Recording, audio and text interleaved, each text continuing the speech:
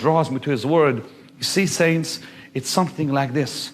If you pray because you are guilty, you've never met the Holy Spirit. Because if, I gotta say it again. Now this is gonna come right down to your level. Here you are, you wake up one morning and you say, I'm gonna pray today.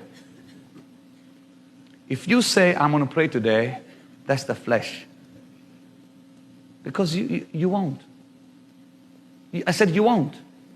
And if you do, it's totally dead.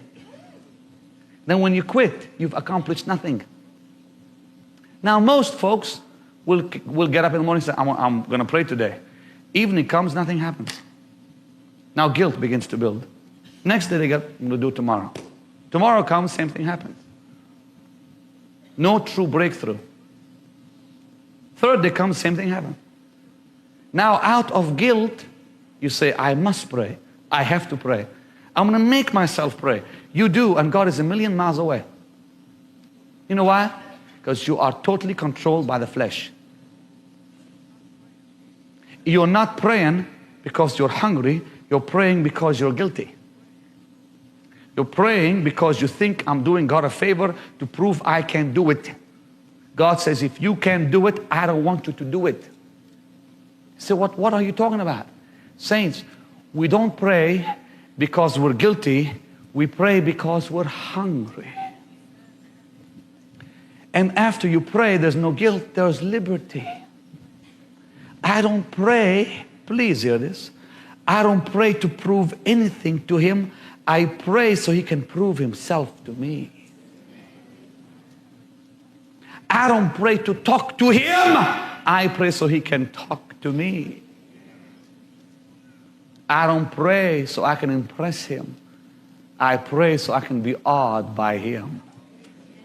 That is what hunger will produce. Same thing with His Word. Is this helping you? Yes. Same thing with His Word. I don't read the Bible because I am told to. I am reading it because I want to know Him. I'm hungry to get closer. Now when I read because of law and because of legalism and because of bondage, I make myself read the Word, and I'll read 3-4 chapters and put my Bible aside and forget what I've just read.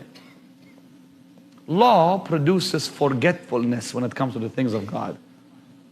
You'll open the Bible and read it in your bed, on your chair, and you'll read it and read 3, 4, 5, 10 chapters, and you put the Bible away and you've just been totally unaffected. It hasn't touched you one bit. You know why? It's been moved by the flesh. But if you're moved because God touches your heart, we can't call without His quickening Spirit upon us. David said, quicken me and I shall call upon Thee. Open my eyes that I may behold wondrous things out of Thy law.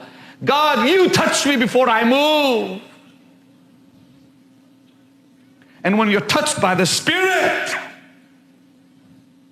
to open His Word, He's touching you not to release yourself from guilt, not to please your legalistic nature, but He's moving upon you to read the Word, to be free from legalism and bondage. The Word will produce the opposite. Oh God, help the people catch what I'm talking about. That's why He said it's not by might, it's not by power, but by my Spirit, saith the Lord. See, the thing is this.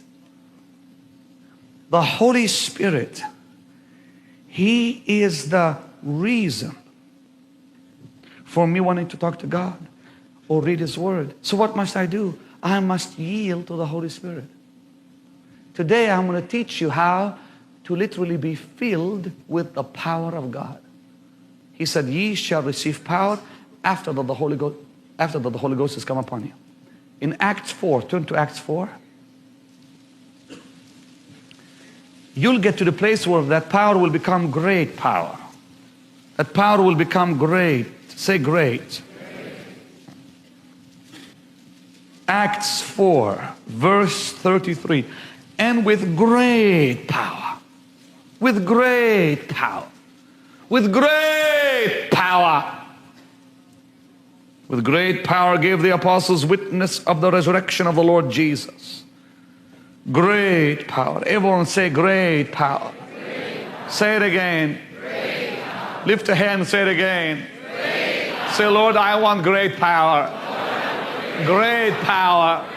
Great power in my life. In my witness. In my home. In my words. Now, if you want great power,